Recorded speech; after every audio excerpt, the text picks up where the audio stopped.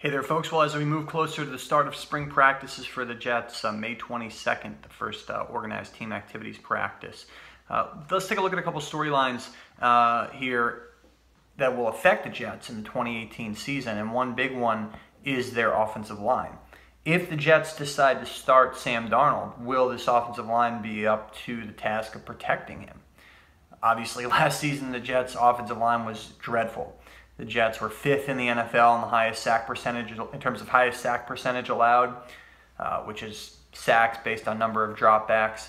And obviously, they didn't do a good enough job protecting Josh McCown and later in the season, Bryce Petty. So will they be able to do a better job this year with Sam Darnold if he starts and if he plays?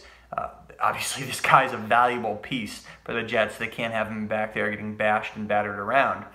I think the Jets should be in the interior of their line better than they were last year for a couple of reasons. Brian Winters is healthy, the right guard.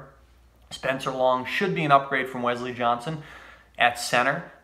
Long wasn't the highest profile free agent center available this year, but he should be an upgrade over a guy who was pretty terrible last season in Wesley Johnson.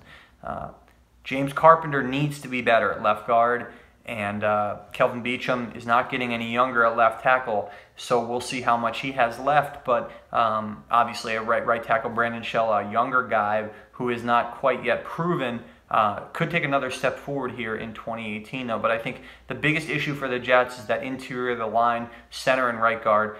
With Winters healthy, a right guard now, coming off that abdominal tear, he should be much better and much more productive than he was last year. And I think Long should be an upgrade over Wesley Johnson at center. So I think you'll see the Jets and the sack numbers go down this year. Their rushing production go up. Their line should be better. They don't have an elite line. They're not one of the best lines in the NFL.